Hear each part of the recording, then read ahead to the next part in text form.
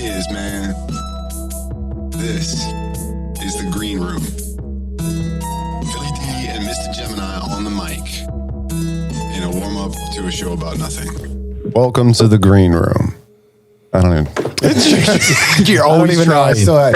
Always trying, bro. But yeah, this is Mr. Gemini. Philly D. Okay, crack effect. And today we have a special guest on with us. It's Dave Schechter. Is that? Yes, sir. Okay. So tell us about yourself, Dave. Dude, what is this, like an interview? But so Dave, tell us about yourself. Well, it's not an interview. It's a conversation. I want Dave to tell me what he's all about, man. I want to hear. Well, thank you for having me, first of all. Absolutely. Now that we've worked out all the audio and this and that. It's great to be with you guys. Like you said, my name is Mr. Schechter. I live up here in the great Pacific Northwest, where it rains a lot. So, I got a real job. I do this acting thing on the side. Dude, and you do a lot of stuff too, man. I was going through your IMDb. You were a busy man last year. Oh, man. Yeah. It just keeps getting busier. I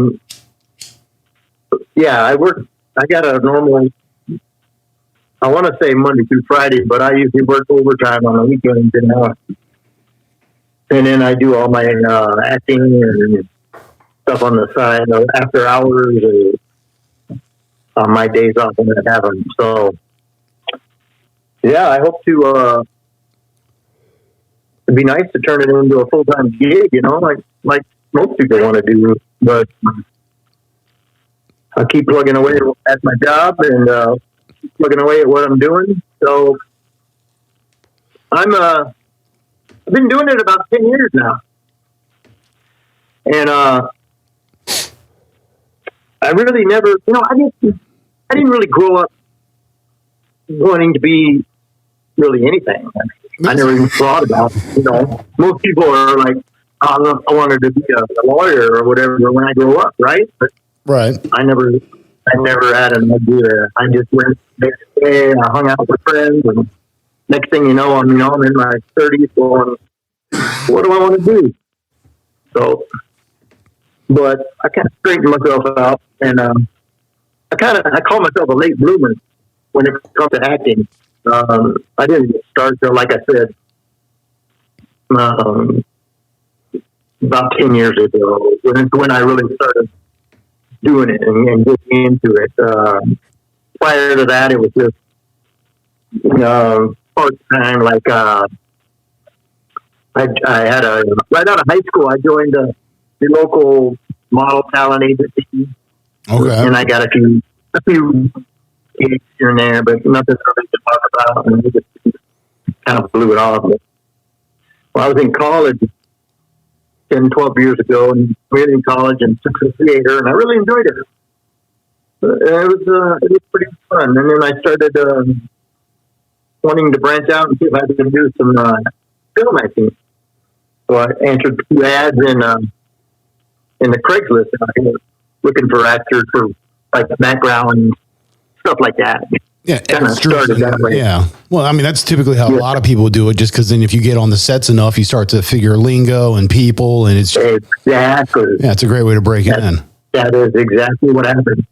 And a lot of stuff that I did, I never got paid for. And the reason for it was I wanted to do it so I could get on set, so I could learn from people, so I could network with people, introduce myself, and get to know people. And that's what a lot of this is all about. Oh, yeah, the networking. Yeah, I always say it's not what you know, it's who you know.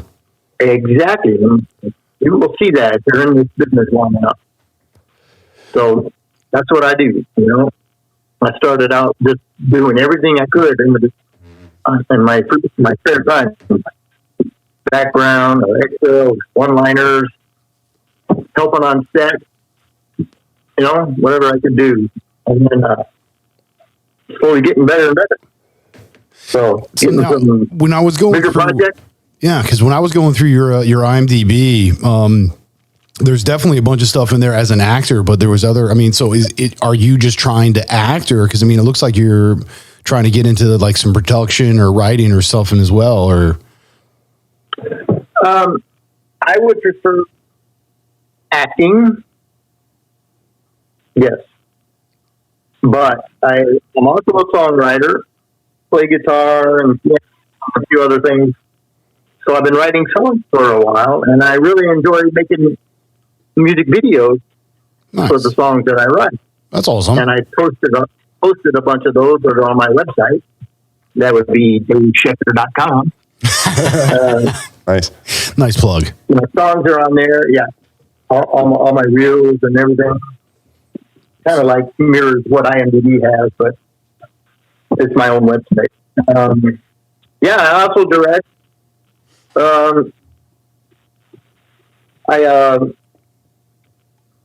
build sets, which is something that I'm really starting to branch out into. When I first went down to LA to do a couple of films, and I walked onto these sets, oh man, I was just like in heaven. So cool, to walk onto a set.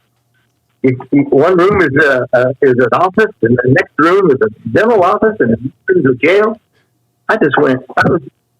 I was like a kid in a candy store. So I came home and I built. I always wanted to do. I did a short film called Trending, and it's doing the festival circuit right now, and it involves an interrogation room because I always wanted to do a short film where it was all in most of it was in an interrogation room where my head would explode and just coat the room with blood and death. Like scanners. So I built an interrogation room in my garage. Nice. And it turned out perfect. Yeah, I parked my wife's car outside for about 3 months. She wasn't too happy about that, but we did this film and it worked out great. And the only bummer was that I had to tear that thing down when I was done. So we did another film that involved an interrogation room. So I built it in a buddy's shop. Nice. And that one also got torn down. So I said to myself, I'm tired of this. I'm going to build one and I'm going to keep it. So people are asking me, hey, you got that interrogation room still? I said, I had to tear it down. I went out back in my backyard here. I got an interrogation room and a jail cell. People are using it, which is fantastic. That's awesome. Yeah. Hey, bro, can I come over and use your jail? Yeah, it's cool. Nobody's using it. It's all right. Yeah. Dude, that's awesome. So I used to take my son out to the jail cell. Yeah. Right. I would put people in timeout out there. Yeah. Right. Be like, yeah, you watch your mouth. You're going to jail. I'm telling you. Yeah. Don't make me interrogate. Yeah, because I saw you. You kept posting some stuff on Facebook and whatnot about doing the interrogation scene and whatever. Because there's, on your IMDb, it has there's like a little clip of you for less than 2 minutes. Like basically a monologue where you're chained to. I'm chained. Yeah. That was pretty good. I liked it. Actually, I watched a bunch of your shorts. I thought they were pretty cool. Like there was the one where you were. Like a Southern gentleman type, and you were talking to your wife and stuff. Yeah, it was like a short little dude. It was hilarious. Like you actually, so seeing the different things that I've checked in on, like you have a wide range of like accents and tones and and it's not like you don't feel like it's forced. Because I saw a short clip of what was called Cornhole where you played coach. And you were fucking hilarious, bro. Yeah, dude, your air quotes, your portrayal of Coach was like spot on. I was like, bro, I know that guy. I know people like him. Like yeah, that was a 48-hour deal we did. Yeah, that's what I saw in the thing. It was I'm assuming you guys literally had to like pull it all together, like write it, shoot it, cut it, everything. 48 hours. Yeah, 48 hours start to finish production. Yeah, that was cool. Jesus Lord, that's a lot of work. I did a few of those, but they never really seem to go anywhere, so I don't try to get away from those now. But that's a good exercise. That was fun. That was a good time. Yeah. Yeah, I mean, I do. So the overall, I guess short that it was pretty good, but to know that it legit was start finish 48 hours, like it was pretty impressive. Like that was actually pretty good. Because I mean, now you're talking about you have to do like character development. You got to get a relative script together. Like, I mean, you got to like, that's a ton of shit. 48 hours. It is tough. Yeah, and I give kudos to the writers because that's one thing I've tried writing. And I'm just not real good at that. No, you can write songs, but you can't write scripts. That's what I'm hearing. Yeah. Okay. It's a talent, to write a script because you can go any direction, do whatever you want, right? Yeah. I don't know. I get too many. I do too much thinking. Right? Yeah, right. Way too many options. And then it's just like, whoa. It's like I'll just do the acting. What is it? You find your own way book or whatever, or choose your own ending book where you just keep changing the pages. It's like, but what if I did this? Or what if I did this? If you think about it, like you spend hours alone talking to yourself really, in different voices. I mean, I already do that now. I don't. I mean, even when you're songwriting, right? You go back and you say, oh, this would sound better, or I'm going to change this line. I mean, even now, I've shot videos that I want to go back and read to because I think I should have said it this way. I could have done it this way, and, but whatever. Drive yourself crazy if you're doing that, right? Overthinking it, yeah. Well, yeah. Or if you've ever had a piece like that just like in the mic literally bleeds out of the pen, like you don't even have to put any effort into it, and like that's the one that's like, man, if only I could do that every day. Right, and that's what people say. And once you start writing a script, a lot of writers tell me, kind of writes itself. Whatever that means. I guess that means it came easy, right? Well, you got your start though comes from just writing. So you just write, train of thought, write whatever. It's been a long time since I did stuff like that. It's a good way to get back into it though. No, for real. I mean, you just tangent. No, that's what we do. But yeah, no, I mean, so I do music production myself. I started playing piano when I was 8. My mom was like, "You're going to learn piano." Nice. So it was like this thing that I had to do. But I've been able to use that because I use only digital now. So I do what they call a DAW, a digital audio workstation, and being able to play with that and use it for things and kind of like, I mean, it's.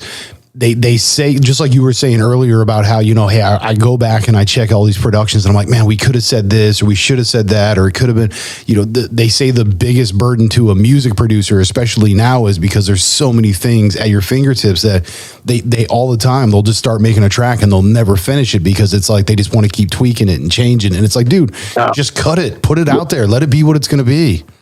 Right. Because when you get that one where everything works together, like when it writes itself, you just got to get out of its way and just let it happen. Just let it go. Yeah. Get out of your own way. Get out of your own way. No shit, bro. That's our biggest problem. Your biggest obstacle in life is yourself staring you right in the mirror. Yourself. Yeah. But I mean, that's mentally, physically, emotionally. I mean, your work ethic, everything. It's all you. It's all mental. All is mental. Oh yeah. All is mind, bro.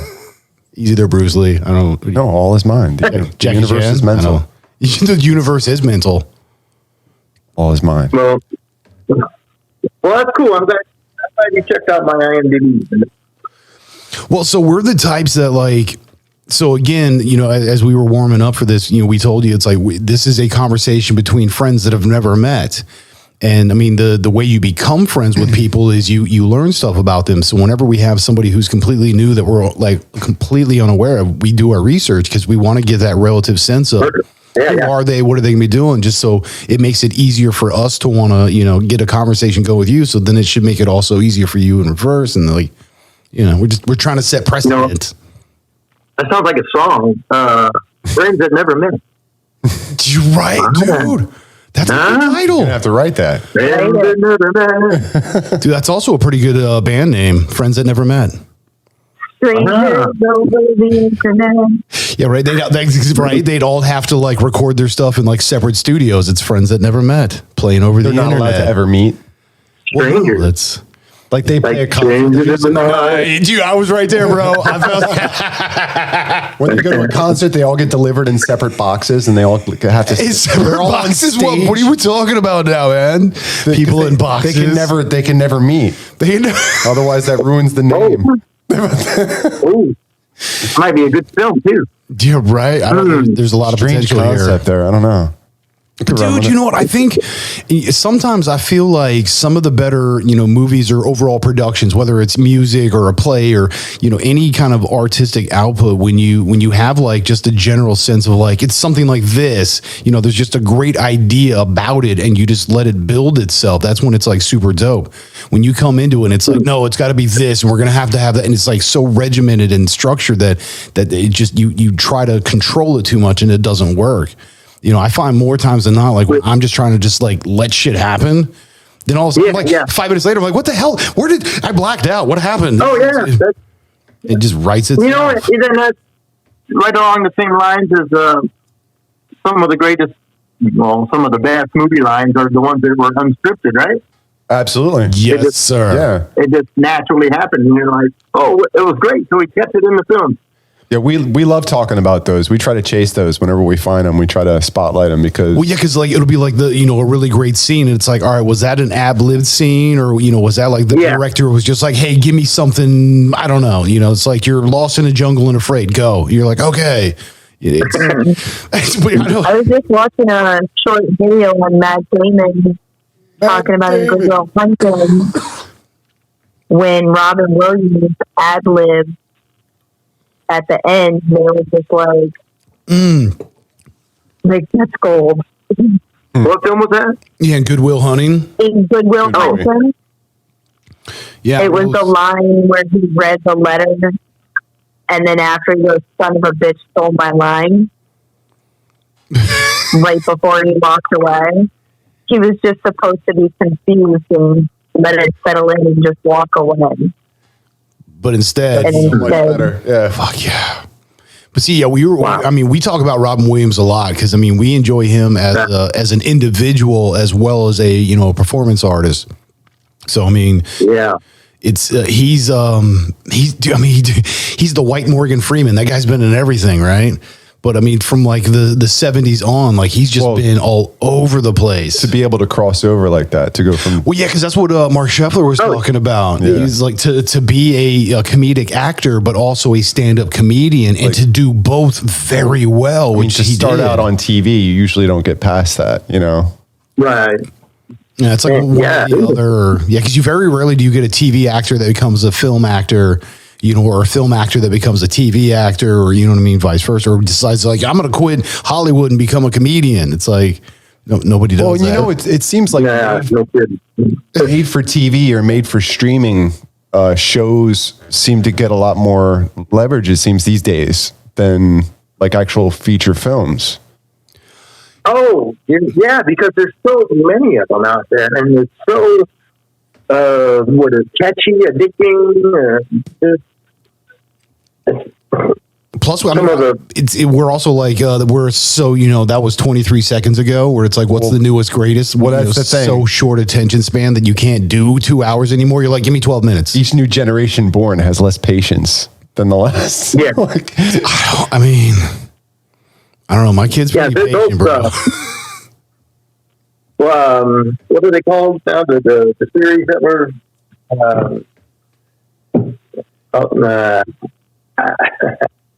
Okay, one of my favorite TV series was Ozark. Yes, dude. Ozark's dope.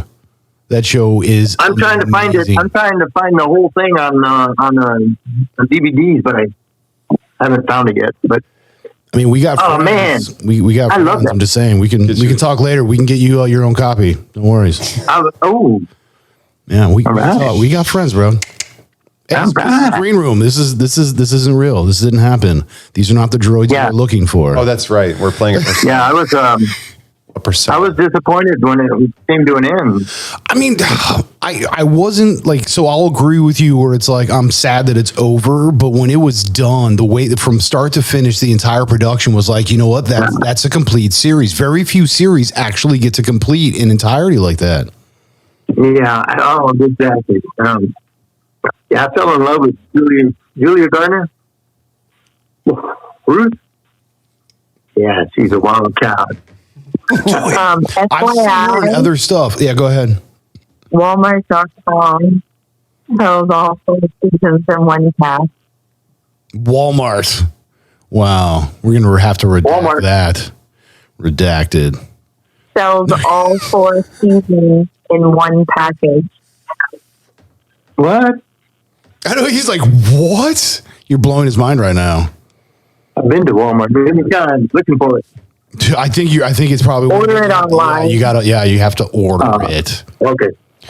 Yeah, he's like, dude, I know we're old school. It's like, no, I want to go find it. Well, I want to pick it up. I want to flip it over. I want to see the liner notes. I want to like Free delivery. I don't even think I have a DVD player anymore. But I want to have it. You got a computer that might have a drive in there. Exactly. That's about it now. Yeah, but that's so true, man. Because I mean, we really are a streaming, world. We are an internet, Wi-Fi based world. Which makes us very data driven. But sometimes that data is like useless information, which is like, I mean, I'm not going to say. Are you guys watching Yellowstone? No, I believe my wife is, though. I haven't really. I haven't started it yet, but I was told to by 3 separate people. So I That's actually another don't good one. watch TV anymore. I actually don't have I know people are just looking at me kind of, I get it. But so I watch like documentaries or something for educational purposes. If I watch something for entertainment, more times than not, it's usually a old series that I have on DVD or a movie that I have in my collection. So I have a DVD player and I use that son of a bitch like crazy. Okay. Yeah, so for like new shows, because all right, I'll tell you what, the newest show that came out that I was super excited for, I couldn't believe it, and I watched it, and I thought it was the most amazing thing ever, was the Cowboy Bebop production with Johnny Cho, or John Cho. It's like they did an immaculate job of rendering Cowboy Bebop from comic book to animation to physical big screen kind of a setup. Agreed. You see, it was amazing production, and I was like, oh my god, that's so amazing. And then as soon as I like watched it, and I was like, this is the best thing ever, they're like, yeah, it's already been canceled. And I was like, which is why I don't watch, because anytime I actually watch a new show that I'm like, holy crap, this is amazing, dude, it gets like 1 or 2 seasons and It's canceled out. so I'm like, then what's the point? I'm just Thankful that wasting you time. got to enjoy what you did. Or I could just watch something to educate myself with instead of entertainment. They I tried- find happiness in learning. Thank you. I mean, that was a series. They tried cramming it all into a very short space. What, Cowboy Bebop? Yeah, I dude, felt- there's so much to it, bro. Oh, there's a lot more to it than that. Oh, That's dude, true. they were just getting They were started. just getting started, yeah. They had- Can I ask well- you oh, you got the randomest question no. We don't do that About a- here. Not at all. about a project that you worked on before? That it said you played 2 different characters on 2 different seasons of the same show. Of Grimm? Yeah, I saw that. Please. So I just went back because I've watched all of Grimm. So I went back and I was like, which episode and which character? So I just went back and tried to Good. catch it quickly so I can get a visual because I have like the picture memory. But on those, you were separate characters, correct? Yes. Which I think he's having a hard time I hearing guess you. Like you got to get. I think you got to get closer to the and mic. character did you enjoy more? Because it was the same show, but you got to encompass 2 separate characters. Which you're talking about Grimm, right? Yes, Yes. Okay, I was on. I can't hear her real well. that's why I said. I think But- JD, I think you got to get like closer to the mic. Like you get to get. Yeah, when you talk and put it to your face. I was on 2 episodes, and I don't. Only one made it to the screen. The other one got cut. So I don't really understand that question as it pertains to me. Well, My question was because it's the same people, same show, but you had the opportunity to play 2 separate characters. So which one, I guess, was your favorite? The one that the one that got aired, right? Must be the one that ended up on the cutting room floor. Dude, right? That's how it works, right? No. Isn't that the truth, though? Okay. So, I think, well, there's a couple of, it's actually going to be, one episode was called Bad Luck, believe it or not. That's the Peter Rabbit one. I know he's like, you can't ended up, discredit irony in the universe, my friend. That ended up being cut. Bad Luck, right? Okay, the other one was Bad Night. And I like that character. I was an FBI agent or security guard at the house, something like that. If I remember correctly. Mm. But, yeah, I enjoyed that. I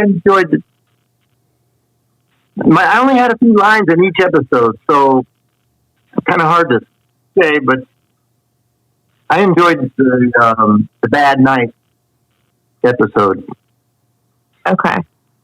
And you know what was cool about that? Is I remember about that production? I had my own little dressing room, right? Nice. Which was, wow, fantastic. You know, I made it. Yeah, right. Now we can. And when see they came you and light got up about me- that, bro. Like that, you're obviously very happy about that. That's hot shit. Yeah, I was like, I got Oh, my man. own dressing Look at this. room. Yeah, I'll be My own calling, dressing room, my bitch. mom, like showing her, like, look at this, ma. Yeah, look, Mom. Yeah, right. I can almost turn around in here. It's a Cracker Jack box, but it's mine. Right. For now. But when they came and got me and to jump in the van to go to set, I jumped in the van and it was me and those three main characters in the van, which kind of blew me away. I wasn't a big Grimm fan, so I really don't even know their names, but you know the three main guys? Mm-hmm. Yeah, you're the fact checker. You can give him the names if you don't mind. It's a white guy. The main guy Right. was named Nick, Nick. and then there was Yeah. Elderly, and then The Oriental guy. He was the a cop. Or The cop. he was the short guy. All right, one second. I don't know. Anyway, it was pretty wild because the three main guys on the show were in the van with me. Dude, but that means so. Yeah, that was it. There's we've with all the people that we've interviewed, I think there's one congruent Reggie idea. Lee, Sergeant Drew Wu. I couldn't understand that. Yeah, it was Yeah. making a lot of sounds, but you ain't saying nothing. Just an audio issue. That's all. I know. Well, we're getting there. I don't know. Now we're sideways. It's kill shot. It's kill shot. Well, I don't know. Careful, you're gonna fall. Jesus, you gotta paint the word picture. You're gonna say this kind of shit. Jesus, Lord. Sometimes he forgets that we don't do video in the green room, and so he just because we just started doing video, but really it's more of he just lets stuff blurt out of his mouth, and he doesn't really. He's like, oh wait, people are listening to me. And I JD's have picture to. is now sideways. Do do do. JD is falling to the whoa. Oh. Yeah, well that'll JD has happen. left the conversation. Reggie Lee. Yeah, that's him. Yeah. But yeah, no. So going back to what I was saying, so there, with all of the people we've had on, there seems to be a congruent idea where there's a few pivotal moments in their life where it's just like I can recall, and it was like whether it's an emotional thing that you're trying to maintain or be a part of, like you were saying, it's like, yo, I got my own dressing room here, I'm sitting with the main like stars. It's like, yo, I made it, bro. Like the feeling that you have from that is like the feeling that you want to be in that place. And same thing. It's like if you're a comedian or, you get on stage and it's like, whatever it is, that thing that keeps bringing you joy is what you go towards. And there's these moments in life that you can either recall because it gave you like the greatest feeling of that, or it was that one where it's like, this is where I want to be, you know? And it's just like, dude, so the congruent idea is like, there's always at least a few of those times. And it's like, dude, it sounds like that's one of yours where you're like, yo, this is my jam right here. That's hot shit, bro. Yeah. Good for you, man. Good for you. Yeah, that and the time Michael Paré, after our scene, he reached over and took my hand and said, "It's nice working with professionals." And I'm like, "Whoa, right, bro." When you get a compliment, when you get a compliment from a pro that says it's nice working with the pro, and you're like, "Yo, I'm just getting my shit started." Like, whoa, yeah, it's like, right? I was blown away by that. That's a hell of an attaboy. That's a smack on the back. Oh, yeah, awesome. Dude. You know, you don't get those a lot too from names people that have been doing it a while. You know, right? Like, so I'll take what I can get. Yeah, but see, I feel like with people like that, when you're of a certain stature, air quotes stature, and you take a moment to just give an honest word and an honest sentiment, like you just said, where it's just like, dude, like, nice working with a pro. It's just like, fucking hey, right, bro. Like, yeah, there's very few people that live it, but also put it out there, and like, yeah, we need more of them kind of cats. Yes, and you know, I've always said that from the moment I started this, that if I ever made it anywhere, you know, air quotes, yeah, B-lister or up, you know, I would meet with the extras and the people, and I would talk to people. I would go around and ask them how they're doing, because I don't know how many times I've been sitting in an extra tent, and the main cast walks by you. They don't even. Yeah, right. Not even a lot of times, not even look at it. It's like, man, just to come over, say hi, you know, or something like that. You know, what are you guys doing today? We're gonna have a great shoot. You know, it makes no difference. Well, Big difference. You're in a guild, right? Yes. So, I mean, act like it. Right. You know that's right. Isn't that you guys should all be brothers and sisters in this? We should be. Yeah. In the art. Okay. You know? Yeah. That's what I'm saying. Yeah, I'm not saying. My bad. It doesn't get my bad. I'm being Dave, having that reaction, basically. Yeah, right. But like, yo, where's the love, homie? Right. Agreed. Like, hey, brother. Yeah, well, because I mean, but see, that's the thing that we're very much about. Like, so I was afforded the ability to start a music show, and because of that, which we'll get to later, but because of that, I take the music show that's on the radio network that we also pump this out on. Well, actually, I mean, I'm telling you, not that, but you know, this shit. Dude, you can't get this shit. You know, but no, this is so having the afforded the opportunity to have a music show. The first thing I did is just like, hey, I have a podcast where, you know, we also have the talk show basically. And then it's like, I now have a music show. I can help so many other individual artists. And I mean, the people out there that are just hitting the grind as hard as they can, where it's like, dude, I'm focused on this output and I'm getting all my work. And it's just like, they're doing anything and everything you can, because nowadays there's just so many people. There's always a new podcast or musician or actor, or there's always another one. And, you know, everybody wants to have like their moment and stuff. So it's like having that ability to do it. Dude, first chance I had, I started hitting my people. I was just like, yo, I just had a bomb idea. This is where I'm at. Send me people. And that was like 2 months ago. And now all of a sudden it's just like, here we've been packed with guests for freaking, we're booked through freaking March at this point almost. It's like ridiculous. Nice. It's crazy. Very nice. Yeah, we went from just like, man, I hope our buddy shows up tonight. We're going to have a really great talk with him. And us always just talking with each other. And all of a sudden, it's just like, fuck. All right, so we're going to be at your house on Tuesday. And then we're going to be, then we got to, son of a bitch. It's been crazy. And it's like, it's awesome. But I didn't use the coin phrase, but a 30-year conversation, right? Isn't that 30-year friendship of a continuous conversation, or the continuous conversation of a 30-year friendship? Well, I figured the friendship was implied, because it's not like I was implied. Like we get off the mic and I'm like, that guy's a freaking douchebag. Dude. The running joke for him and I is like, people, when they listen to us, they don't know if we actually hate each other or we want to like be lovers or something because of the way we talk. Dude, it's just, but They're it's just very strange. I really don't. 30 years of just being friends and just not giving a shit and just cracking jokes about everything damn near. Like yeah, there is no boundaries between him and I at this point. That's great. Yeah. Doesn't happen very often.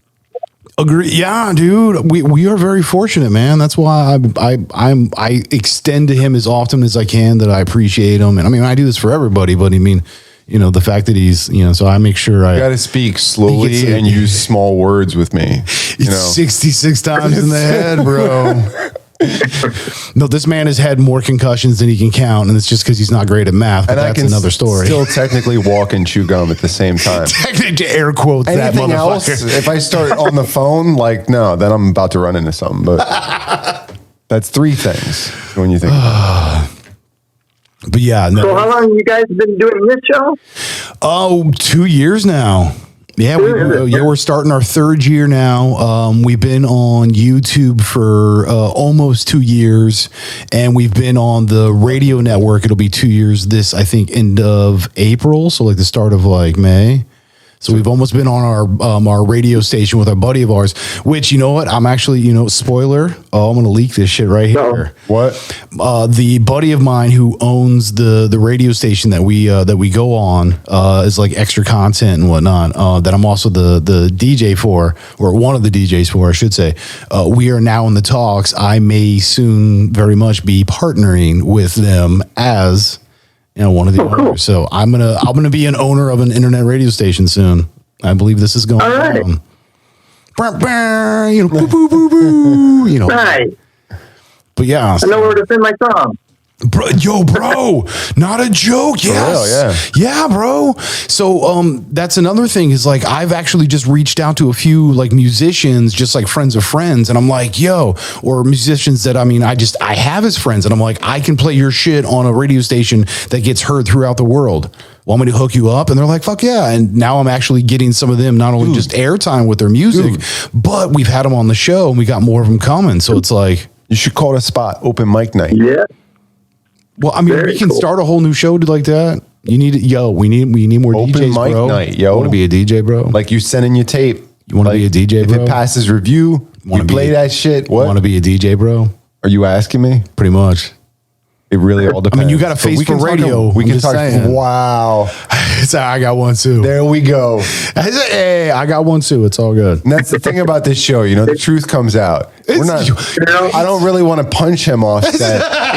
It's just I give the impression that I do. It just happens. Oh, I'm sorry. It just Yeah. That's cool that you're going to do that. One of the hardest things to do that I've found is getting a song out there to anyone that will listen. Well, yeah, because those with the airtime want to see what's in it for us. It's about them, not about you. Yeah. Whereas me, it's about you all, not me. So the fact that I get to do this for like helping people out and do like that makes me feel good as shit. Like that's a good thing for me. A lot of people are just trying to get their start on like TikTok and stuff like that. Right. Yeah, and I had someone suggest that I put my videos up on TikTok, and I did, and for me, it wasn't any better than YouTube. I get a couple of hundred hits, maybe. Yeah, I don't know how you do it. I feel there's a relative idea because every channel or platform has its algorithm so that it pumps material. This is what I'm coming to find out as well. Because dude, we just went from YouTube to multiple platforms a few months ago, and I've found that the numbers seem to be relative to what it was starting the other one. So it's like, no matter where you're at, unless you're coming with some sort of crazy clout to begin with, you're going to start from scratch every time. It doesn't matter which one you're on. So really, the best thing to do is just throw as much focus as at one as possible. So what I've been doing is using the other platforms to give it to you. But at the same time, it's like, hey, if you want all the good stuff, like, hey, buddy, want some candy? It's over here. You know, so it's like all I've been doing is redirecting everything back to our YouTube, where you get better, more everything full on. So it's like it's more better. It's more better when you get all of it at one. Pizza. What was that? You'll get more with pizza. More with what? Pizza. Pizza? No, tacos. It's got to be tacos. Always tacos. I have no idea what that even means. We just opened the chat and it says Reggie Lee as Sergeant Drew Wu. Oh, that was Grim. That's what, there it is. See, you know, maybe that's what we got to do. You less talky, more typey. I got the chat open. We got you. Thumbs up. Yeah, I'll thumbs up you. I know what that means. Oh my goodness. Clash. Yeah, I crush your head. But yeah, all right. So, hey, I mean, when I want to, because you've only been doing this again for about a decade, a little over maybe. What was the defining moment to you where you were just like, this is what I got to do? Like, what was your, that memory where it was, this is what changed. I gotta bounce. This is how it's going to be.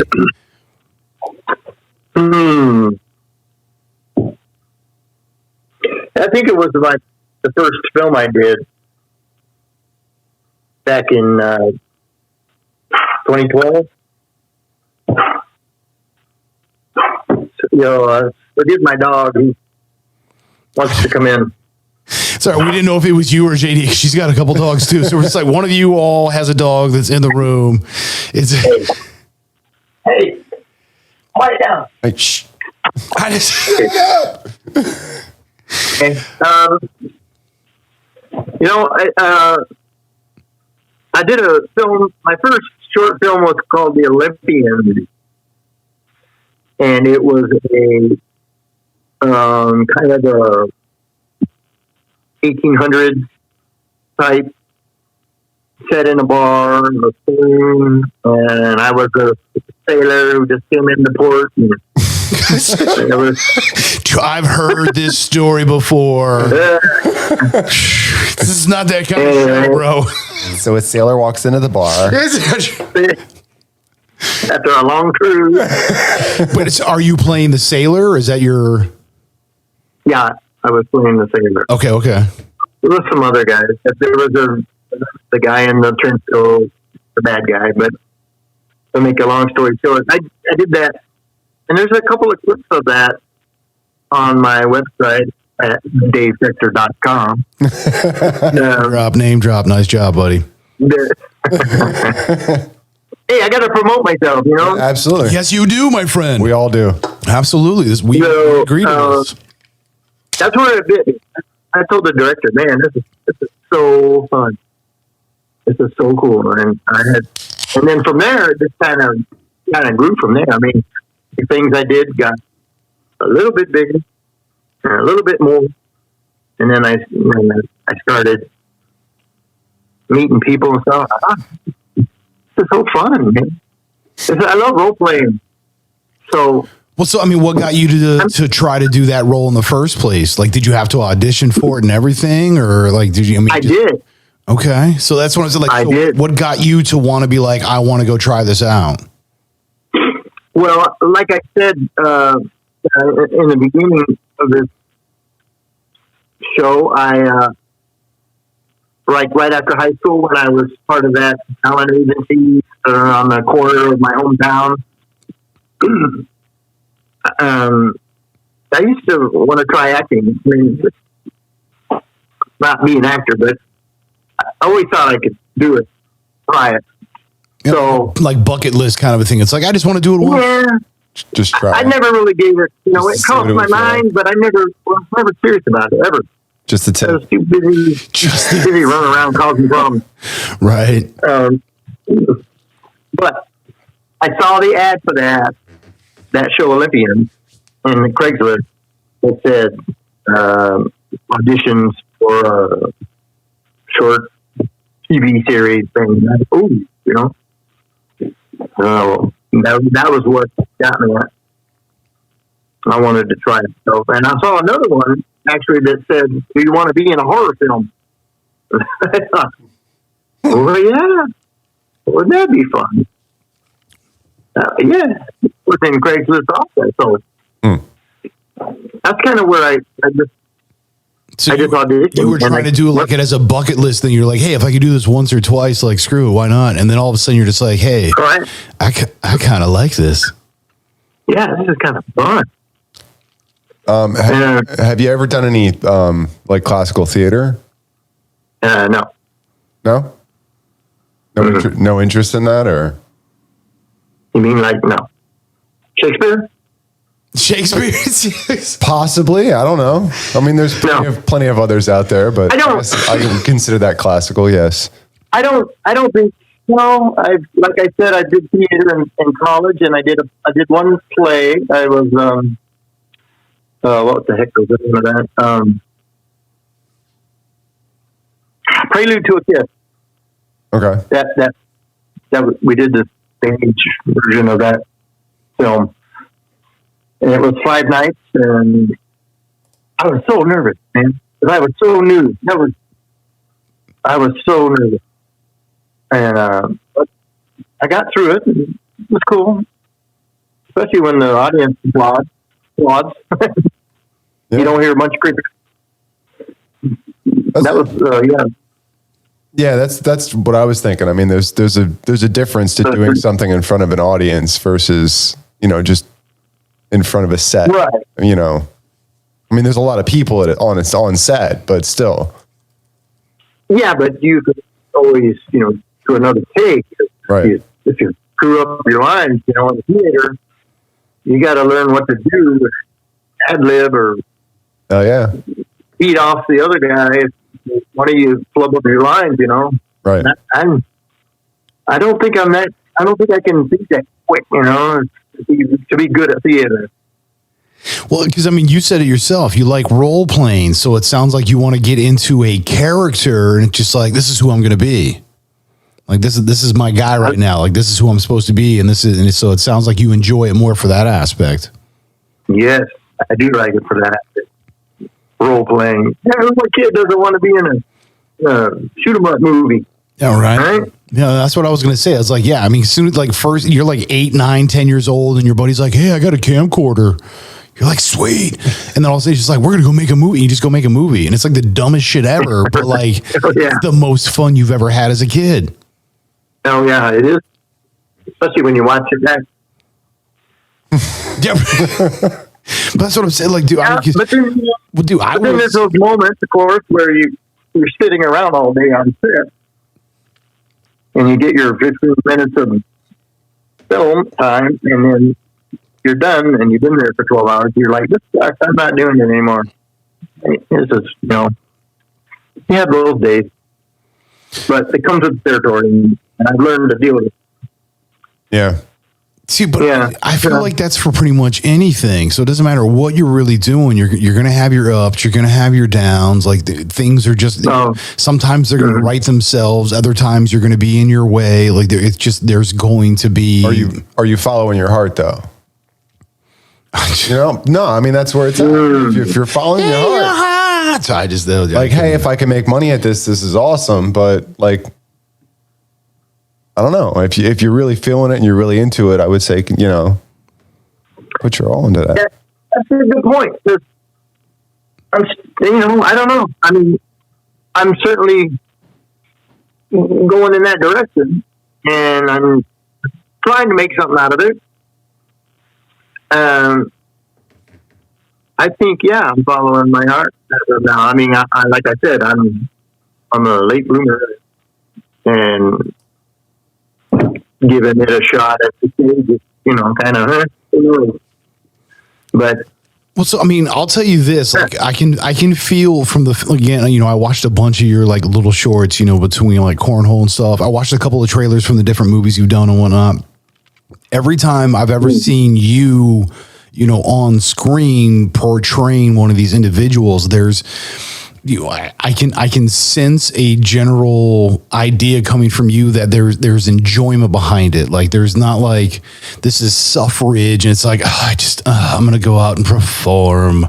There always seems to be a general sense that it's like, you're enjoying your craft, man. I'll give you that, like for sure. Like, cause I enjoyed a couple of the characters that I got to see you in. Your coach was fucking hilarious. The Southern accent was funny as shit. Plus the scene was you cracked me up, bro. I like you. I dig your style, homie. Right on, man. Thank you. Yeah. Now, was that Southern accent, is that a monologue or was that in No. people? You and I want to say a wife, and you were in a living room. You had glasses like the thick standard Southern style black frames. Yeah. Dude, I think it was like a 5-minute short or something, or 3.5. It was quick, but I was just going through all the different stuff I saw. When you doing that, I was just like, dude, that's pretty good. I was like, I was entertained. You know what I mean? Like, I was enjoying it. So that was Brace Fate. That's a pretty cool film. Yeah, dude. I mean, but dude, I just anything. So this is. I enjoyed that. Well, because you can ask my dude over here. Is like when we get into like movies and stuff, and if it's the production or if it's the writing or if it's the appropriate acting or like the person killed it, so the performance, dude, I appreciate art for art, and I always try to find something that's enjoyable out of it. And I mean, like, do everything that I was finding about you and what I could actually see you like doing stuff. I was legit just like entertained, where I'm just like, all right, cool. This is, I'm not like trying to like fast forward through it or just like, oh, can we hurry it up already? Like, I was just like, dude, this is all right. Dude, I get where this guy's going. I was like, this is pretty good. This is kind of, dude. That's why when I saw the cornhole, I was like, this is fucking hilarious. I was cracking up. Well, thank you, man. That's a compliment. I appreciate that. Hell yeah, dude. Well, I mean, that's the thing. For me, that's why I don't watch like TV and stuff. It's hard to entertain me. Like, it's hard to keep my attention because I've already seen enough shit where it's just like cookie cutter, dude. Especially nowadays, yeah. It is. I mean, dude, like, even Transformers. I grew up in the 80s, like loving the Transformers, Flight of the Navigator, all that kind of shit. And it's like to watch the Transformers movies today, I'm just like, again. Yeah, they get kind of boring now. But that's what it's hard for me to stay entertained having that kind of, a precedent for that stuff. It's just like, I need something that's unique and original and honest. Yeah. If you're not coming raw, I'm just like, next. Yeah, that's it. You gotta do something that's just different, original, not so much what everyone else is doing. That's the thing with horror films. Dude, a lot of them agree, because like, all right, so we had Mark Scheffler on not that long ago. He was in Wes Craven's Last House on the Left, which is like still one of the epitomes of OG horror films. There were 1972. There were scenes, I mean, literally the way it was cut and cropped, and they've been jacked, where it's like people have legit taken the exact setup and reproduced it and made it their own part of like their film. And it's like when you get that kind of shit, where, and talking to him about that, it was very much just like, hey, this is here, this is what it is. This is how we're doing it. It was like cheap ass production, and just, Wes Craven was just like, this is what it's going to be. And they fucking hammered it out. Was it 3 weeks? It was like 3 weeks production. Yeah. That entire, and it's now an OG of horror films. So I mean, if it's not unique or original or I don't, you ain't getting me. It's not happening, bro. Don't waste my time, right? Exactly. And it's a shame when, like, going back to the Transformers, like, dude, when you take something that, is to me so iconic and reminds me of my happy childhood, my inner child's like, fuck yeah, bro. And I watch that shit, I'm just like, dude, it's the saddest thing ever. It's just like, I want to cry a little bit. My inner child weeps. I have to like console it later. It's horrible, man. Wasting my time. Plus, I can't get back to 2 hours, or actually 3. Dude, there's a couple of them that are like 3 hours. Man. Are you shitting me? And I like Mark Wahlberg. Don't get me wrong. Like, I think he's a dope dude. He's done plenty of great stuff. But I'm just like, dude, you could have chopped this shit up into like sound mighty judgy. Hour and a half. Yeah, I don't know. But dude, I've also said this about plenty of books where I'm like, it was a great read. However, I feel like this is a 3-hour movie that could have been cut into an hour and a half and it would have been perfect. Dude, I've written that to like professor and she's just like, she circled it. She like exclamation point. She's like, all right, now that's funny. And like legit gave me an A- just off the face. She's like, you made me laugh while reading. I appreciate you. I was like, here you go. Because I was just like, dude, that's what it's like though. It's so cookie cutter, man. I feel like now that we have better ability to do CGI. Fuck CGI. I think it's not so much about acting anymore. It's like, but that's what exactly. So fuck CGI. It doesn't matter. Do what you have to do for these 5 seconds, and everybody be looking over there. Dude, Hitchcock didn't have to do any special, and that shit was ridiculous. You know what I mean? Like it's just like you can't. It doesn't. Dude, Hitchcock was a mind.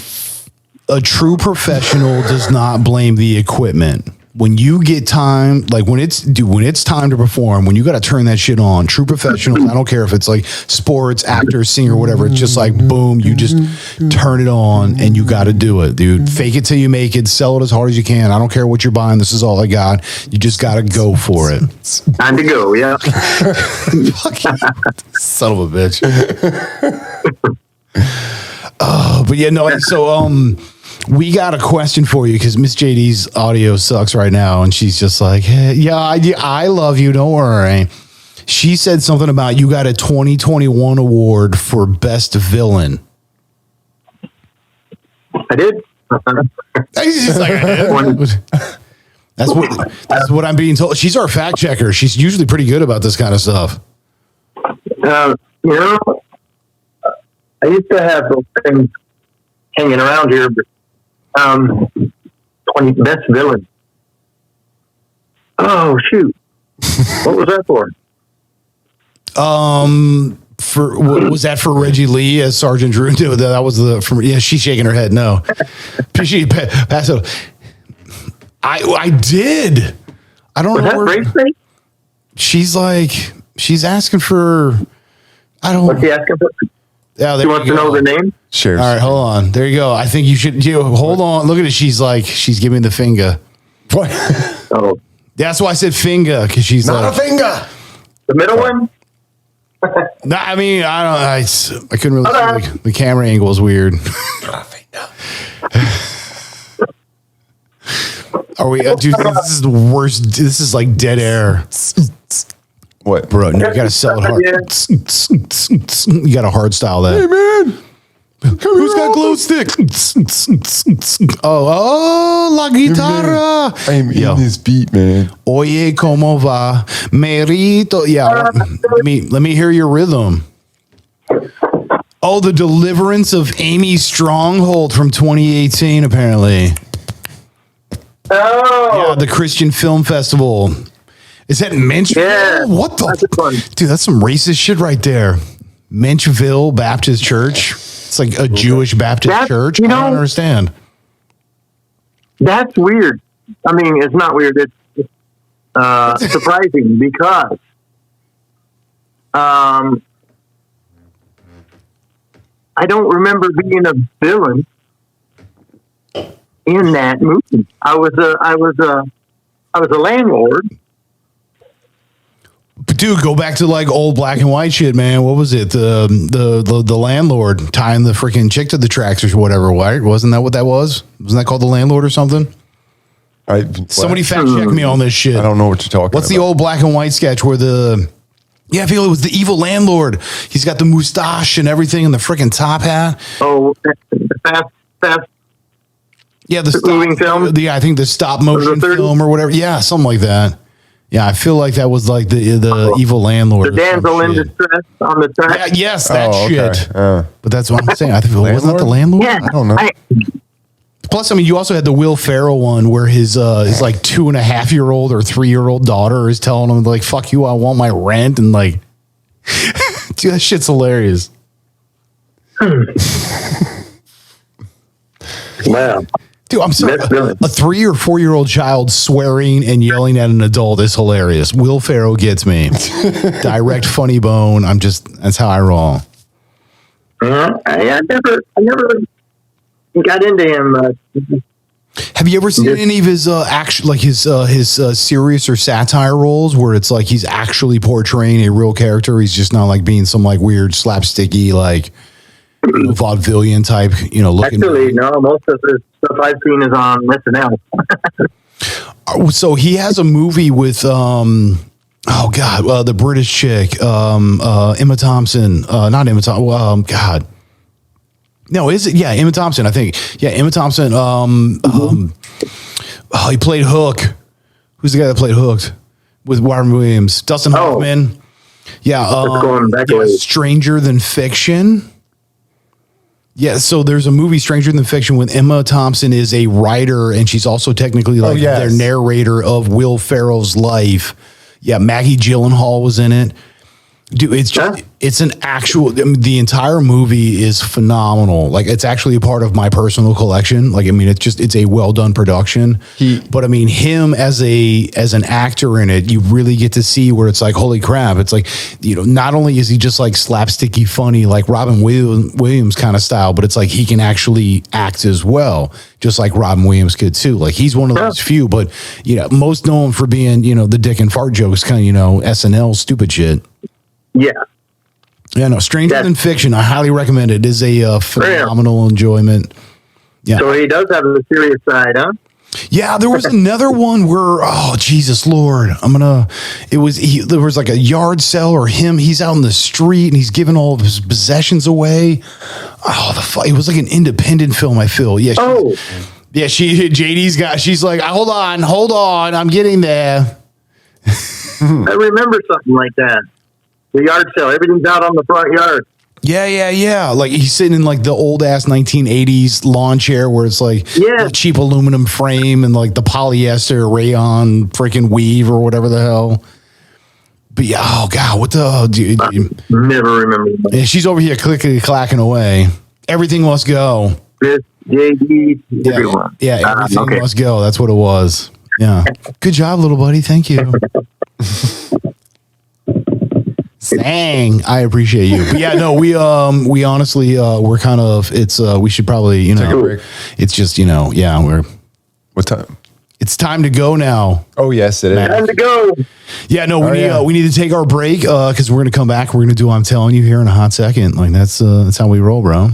So thanks for checking out to the green room. Yeah, shameless plug, DaveSchechter.com. Right on, DaveSchechter.com is right. Yeah, I'll put links and blah blah blah and all that good stuff, and that's what we do here. No worries. But yeah, it's been an absolute privilege. It's been fun having you in the green room. We're gonna take a hot break and come back and see you all for I'm telling you.